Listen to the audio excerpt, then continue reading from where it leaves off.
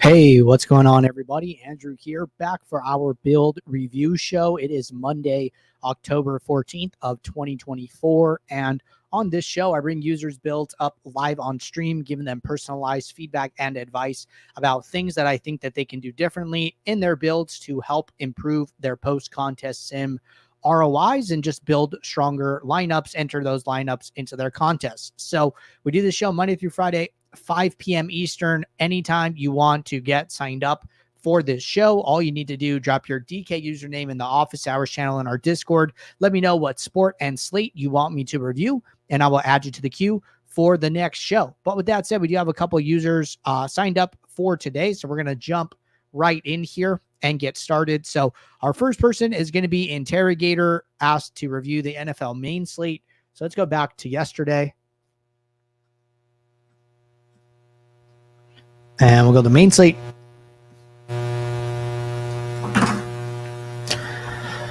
All right, so we're going to start in the contest tab as always.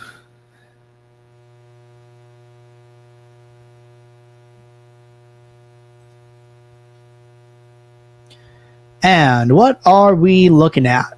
So it looks like Interrogator won the $3 single entry. Congratulations on taking down the pylon, or if not won, came in like top 3 for sure. I'm assuming. Let's look at the contest selection, right? Contest selection looks really, really strong, right? Playing a ton of these single entries as they respawn, multiple $5, multiple $3, dime time, quarter, mini max, right? All of their entries like basically under $5. So this is really, really good contest selection. That's what we like to see. Now, let's go and review one of these contests. I'm going to use the quarter jukebox because it's a little bit smaller than some of these other really, really big ones, which can just take a lot of time and leave a lot of idle time on the show. So why don't we go look at the quarter jukebox?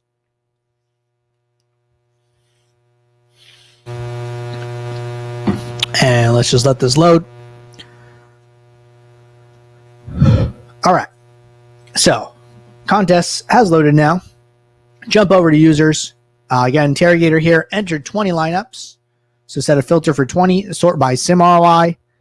Hey, so great news, right? Interrogator 84% sim ROI.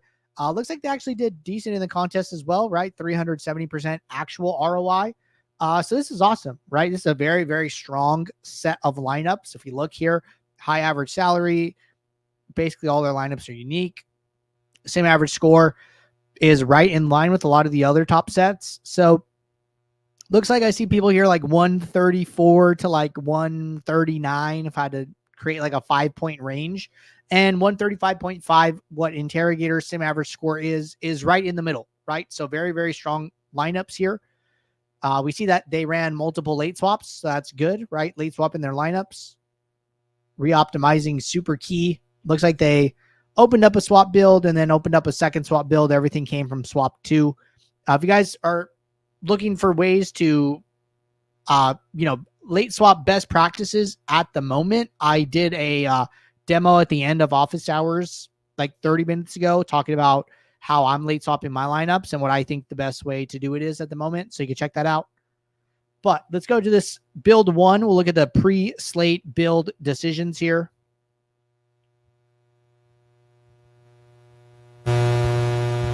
So let's let this load. Looks like it has loaded. All right. So a couple things you see, right? 49.2 minimum salary up from the 48.5 default. This is something we've been talking about a lot. No filters. Don't use players against opposing D rule here, which is like a default rule. So very hands-off so far. Got projection and ROI greater than 0. I think these are good, right? So projection filter, ROI greater than 0, both things that we talk about regularly. So this looks good. All right. Now, as far as exposure adjustments go, we don't see any. So pretty hands-off here. Quarterbacks, no adjustments.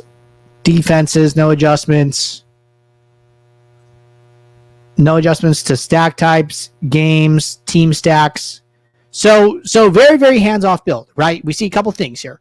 We see coming in, adjusting minimum salary, putting on one default rule, putting in 2 lineup filters after the fact, and nothing else, right? No other changes here. So this is, very, very good sim ROI that we've seen here.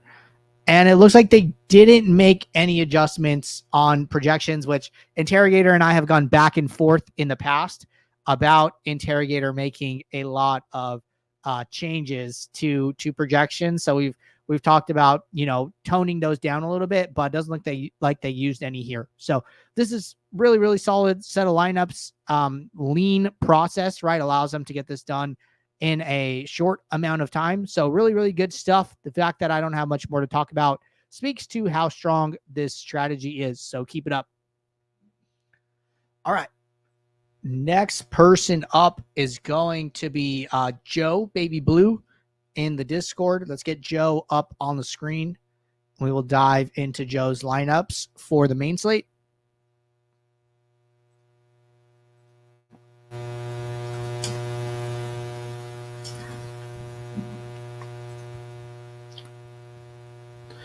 And getting him up now. So 1 second. All right. Let's let this load.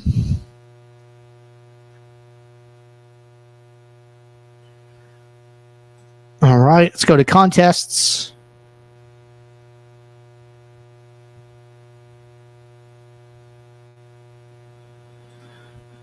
All right. So it looks like Joe just played one contest. I can't say too much about it because, we have a promotion directly tied to the max challenge or the mini max. So it sounds like they're just participating in the max challenge, which is totally cool, right? If you do start to add more contests to your mix, I'd start with adding single entries and 3 maxes is the only thing I would say.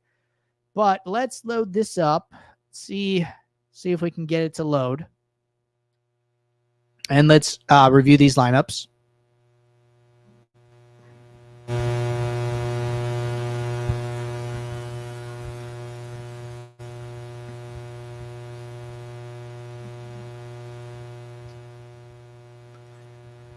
Got to wait here a little bit. Hopefully it loads.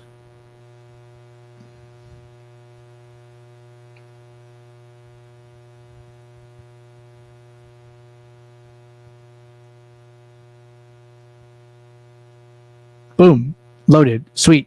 So sometimes you got to give the page a little bit of time just because it's, 300,000 lineups, right? Could take a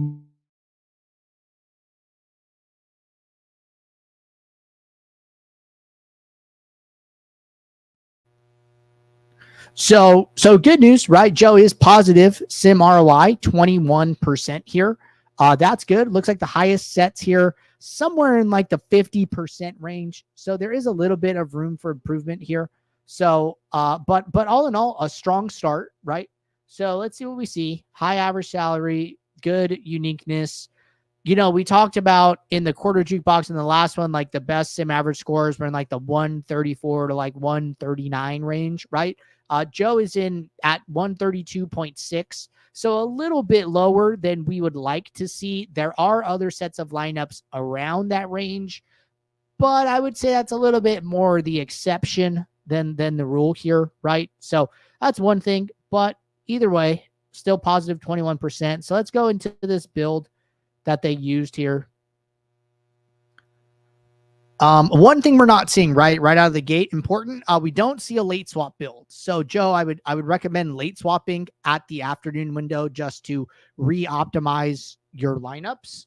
If there were any builds, if there was any news, like I know like the Raiders with Zamir White, there were some updates around that game. I think I saw a sim that ran where Amon-Ra St. Brown's projection changed. So Joe is on the starter, right, using Saber Score. So, he doesn't need the late swap to optimize for the ROI of his lineups. But anytime you see significant projection changes in the NFL lineup alert channel in Discord, I would still be late swapping to account for that news. And I'm almost positive there were a handful of sims that ran between 1 p.m. Eastern and 4 p.m. Eastern where players' projections did change. So I would have liked to at least have accounted for those. So that'd be a good reason to late swap. All right. So what do we see here? 48.8 minimum salary, no filters, no rules, no lineup filters. Saber score, 3 uniques. A couple minimax exposures, which is okay. It's okay to have some opinions.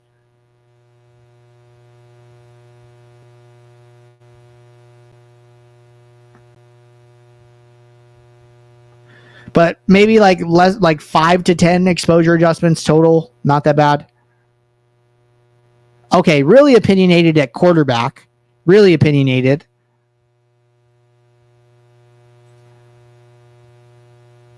Nothing in defense. Nothing in stack exposures. Nothing in team stacks. Okay, so if I were to give Joe some tips here about things that I think he could do different, first would be to add an average projection aggregate metric. That way he could see how adjusting uniques affects him a little bit better.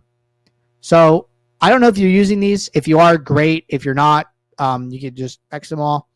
Come in here, add an average projection.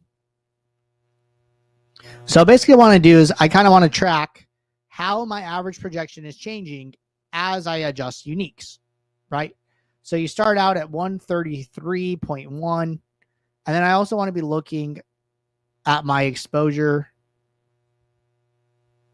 and making sure that I'm just like comfortable with the values that I'm seeing here, right? So I come in here and then I start at 133.1, I adjust it to 2, stays about the same. I adjust it to 3, it goes down to 132.8. Maybe what does 4 look like? 132.5, it's not bad. And then we go down to 131.8. So I actually think you could have got to 4 here. I don't know if 3 was just like a number that you settled on that you liked a little bit better. But just good to have that data point. So that's one thing I would be doing. Now, in order to increase your sim average score, what I think you probably could do is add in a projection filter here, right? So just filtering out the bottom 10% of projected lineups. So say, lineups projected score greater than X, and you just make up a number, right? So say we do 125. We're trying to get rid of like 150 to 300 lineups here based on your pool. So 125 looks a little high. It's maybe 123. 123 is like right in the middle of that range there. So that's a good filter to have. Doesn't look like it moved our average projection very much. You could do a couple things, right? You could mess around with the minimum salary. But I think probably where this is coming from the most is probably all of your minimax exposure adjustments. So I don't know if it's like right or wrong to be, max exposing all of these quarterbacks at like 17%. I'm not 100% sure like how you landed on that number, or like to be minimum exposuring them all. They do all have like a pool percentage. So like, I think it's fine. Right. But what I would probably do as an experiment would be to do your build like this for a contest of your liking, like the Minimax, and then maybe do a build without all of these Minimax exposure adjustments, like go and enter a dime time for $2, 20 max, and do it without the exposure adjustments and see how your ROIs change across the two contests, right? So that would be another thing. But this seems like more risk management, these exposure adjustments than anything. So I don't hate them, right? You're not like jamming. Like, it's not like we're seeing a, 1% owned quarterback and you're like, give me 17% of them. You're like, no, I just want to cap all of the quarterbacks at 17%. And I basically want to play at least one lineup of each of them. And, they all have 1% or higher ownership anyways. So I'm not against what you did here. I'm just not sure if this is where the low sim average score is coming from. So it's just an idea to do a trial and error build without it. it seems like you cap Bucky at pool exposure. I think that's fine. You know, small cap on McConkey, like again, risk management. Got to Henry, right? You're like, hey, I want to at least play as much as the field. I think that's okay. You know, these adjustments aren't drastic. You know, it looks like we liked Mooney and you like capped him, but set a floor as well. So I am not against your exposure adjustments. I just don't know where the low sim average score is coming from. If I had to guess, it's probably coming from capping Bucky, just because he was like such a smash play with Rashad White out and his salary being where it is. Like if you go to running backs, he's, you know, the highest value running back by far at 3.31. And when you limit him, you're just like taking away the ability for the builder to jam him in. So like removing his max exposure bumps your set up 0.7 and his exposure goes to 79%. So that could be part of it, but these are just things to think about. These are my thoughts, right? I'm looking at this for the first time and giving you some ideas. So that's what I would do. I'd probably try the trial and error build, but think about the projection filter, possibly increasing minimum salary even higher. And other than that, you know, positive 20% sim ROI is still good. If you're going to start adding in contests, start with single entry and 3 max. But good stuff, Joe. All right. So that was our last user who had signed up, but I did have a request to go over my own builds from yesterday due to the fact that I had a good day. So we could do that. Give me a second to get that up.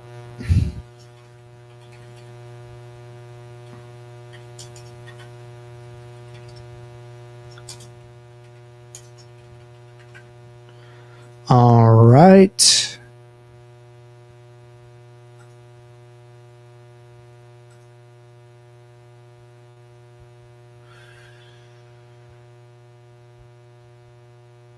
One second. It's not the slate I want.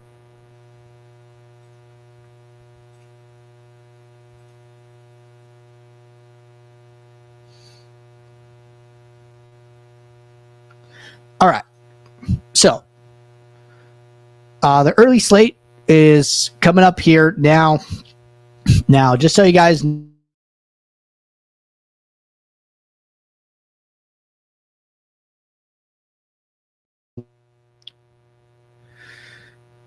apologies for the buffer.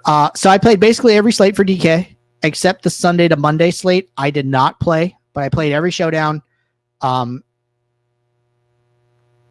only entered a few lineups in the main. Early only, afternoon turbo, prime time. I'll play Monday through Thursday.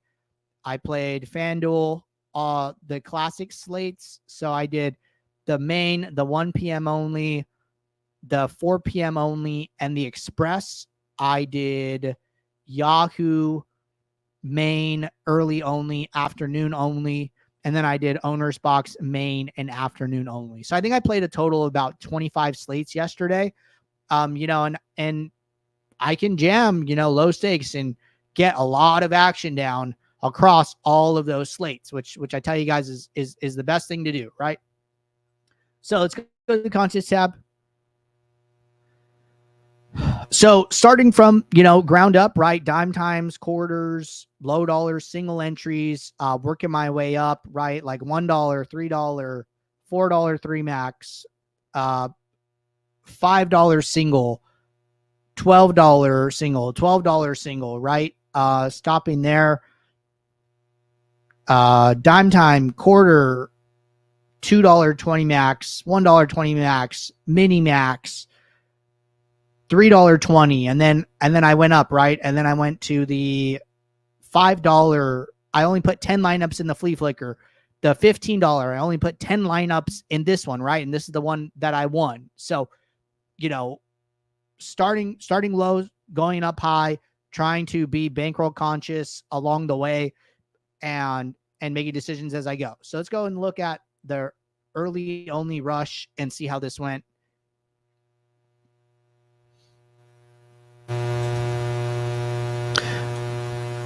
Jared asked, can you show, if you get the chance, the late showdown, please? Jared, what would you like me to show about the late showdown?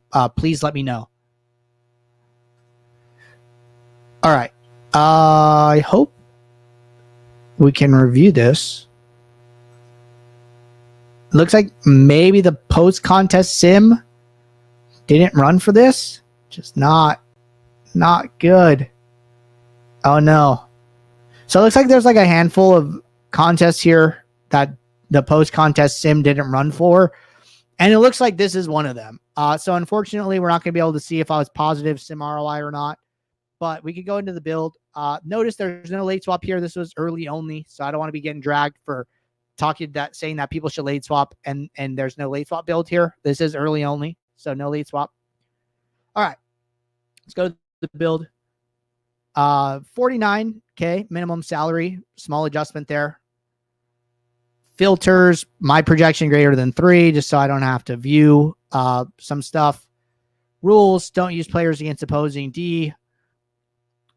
And no min or max exposure adjustments. Using autofill, right? So one thing I'll do here is I will come into, I'll run my build, right? I'll add in my projection ROI filters here, right? Which we were just talking about with Interrogator.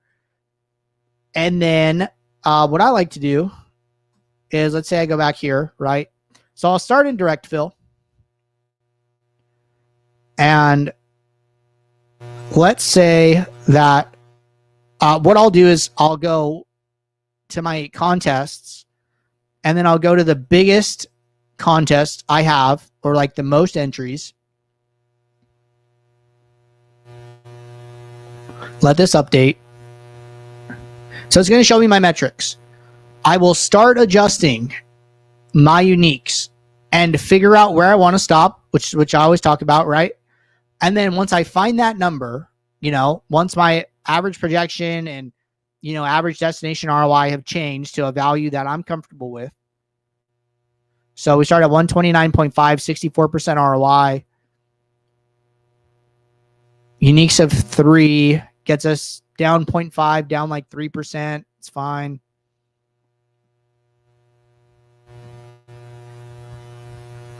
Uniques 4 looks too far for me, like 2 points projection down. So I probably would stop at 3. So then once I'm comfortable with this, right? Once I find the number that I want, I'm basically going to apply this number to all of my multi-entry contests, which, I don't have the time to go through every contest and do this. So then I'll jump over to autofill, select all the contests. So first I just start sorting my entries. I'll put 3 in all of these. For 3 maxes, I do bump it 1 more, and then I'll just leave all the single entries at 1. So I set up my uniques. I'm using target ROI. I sort by prize pool, and then I save, and then that's it, right? And then I move on to the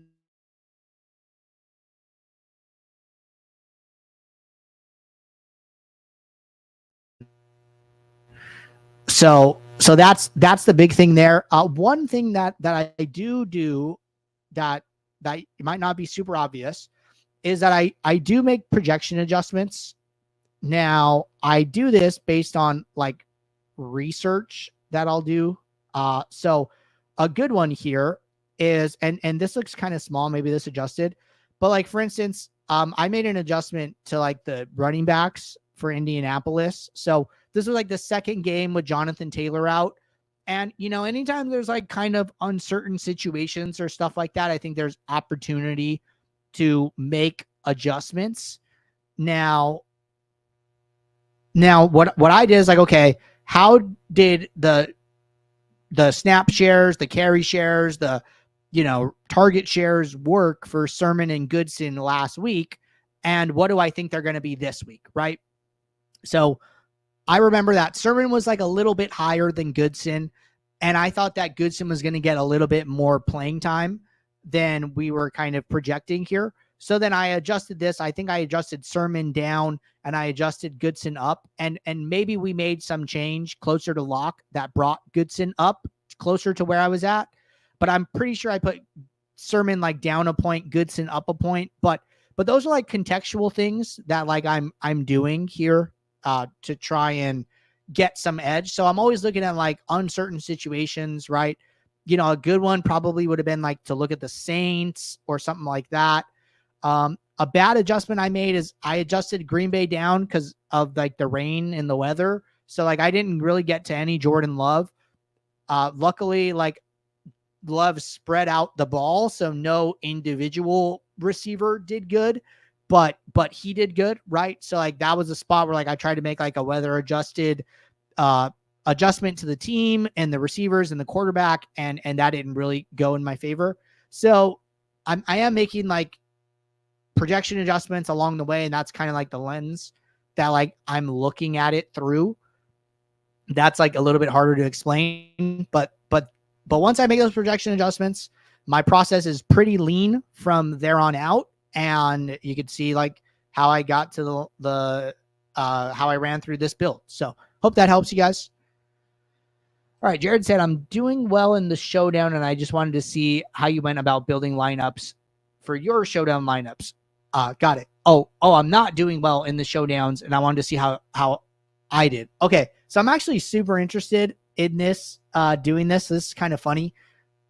So I basically, I said this in Discord yesterday because people were like, just show us how you got to the winning lineup. And it's like, you know, I might do really bad. And if I grade out well in the post contest sim, I'm going to go and do the same exact thing I did. So I pressed a little bit after my win on the showdown here. In case you guys haven't heard me talk about this before, I am not a good MME showdown player. I'm not good at building 150 lineups or more lineups than that. So I take a little bit of different approach to showdown. I try and build like 5 to 10 really good lineups that I think are strong and just enter those because I'm just not good at MMEing. So usually I build like 5 lineups in like the $33. I bumped it up to 10 yesterday and I completely bricked it. I missed, you know, I did not cash a single lineup. Well, I was talking in the Discord yesterday and I'm like, I might brick a showdown, but if I grade out well, I will do the exact same thing the next day. So I've been meaning to do this actually, so I don't mind doing this, is coming in here and seeing how I graded out. So let's look at people who entered greater than or equal to 10 lineups. Sort by sim ROI.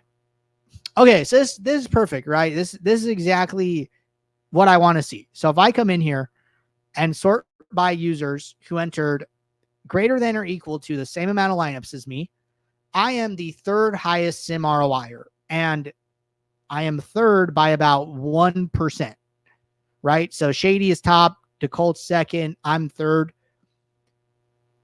So you can see this, right? I won $0. I completely bricked this slate. But, you know, it doesn't feel good, obviously, to do that. That's unfortunate. But if I come in here, my lineup's graded out really well, right? 3rd highest sim ROI. I promise you guys, I'm going to go and do the exact same thing today that led to me bricking this slate. And whether the outcome is the same or not, I don't know. But the fact is, I don't care, right? This is a good process. I did good things. I got a high set. Like, I'm going to do it again. So regardless of the outcome, you know, sim ROI is good. Process is good.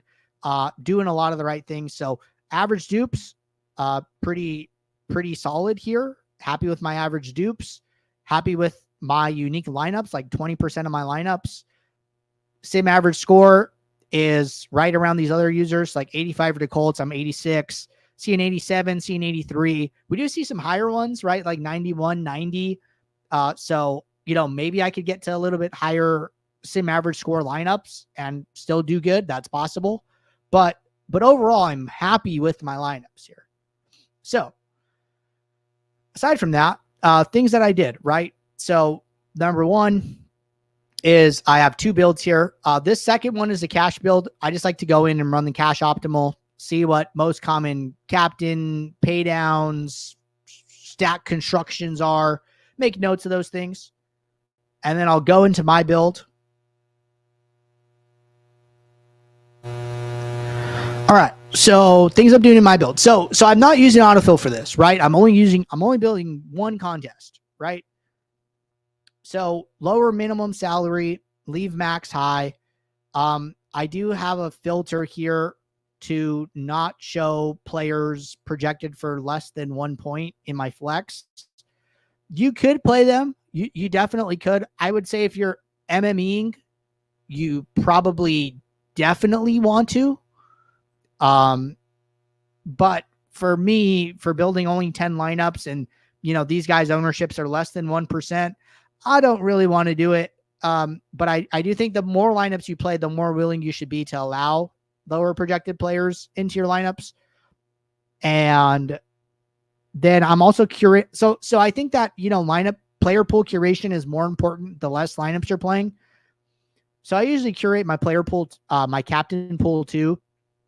Just like cut this off, right? Like there's this projection drop from 7 to 3, and I'll just cut it there, right? I don't want to play super low projected captains, super low ownership as well. So there's a couple of different ways of doing that.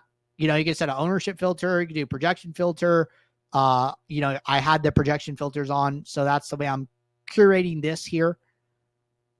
And then I'm using some lineup filters here. These are ones that we talk about regularly. Projection filter, geo mean, ROI greater than 0, some ownership. All of these trying to filter out like 10 to 20% of my lineups. Aside from the ROI one, I'm okay letting more lineups go in the trash for the ROI. And then it leaves me with about 500 lineups, right? So we talked about this on office hours today. Someone was like, hey, how do I use projection, geo mean, ROI together? And then we did it. We had about 500 lineups at the end of it. I have 536 lineups left right here in my pool, right? So, you can see the 536. So I'm ending up with just about the same number of lineups as well. So then from there, what I'll do here is I'll go in and basically like pick the lineups that I want to play. Something that I'll do is we've talked about how when a lineup has no dupes, that's like the lineup ceiling ROI, because if it comes in dupe, the ROI is going to be lower.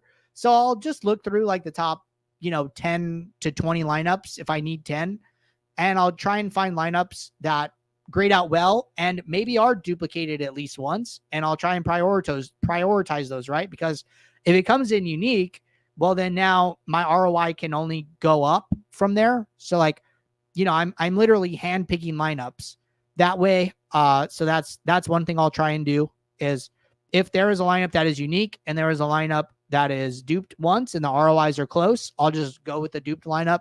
So being a little bit hands-on with the lineups that ultimately get into my set of 10. But yeah, I mean, that is my showdown process in a nutshell. So I hope that helps. All right. Trevor said, I have a question. I was blasting out 150 lineups for the mini max and filtered out a few players like KJ Hamler. Then I autofilled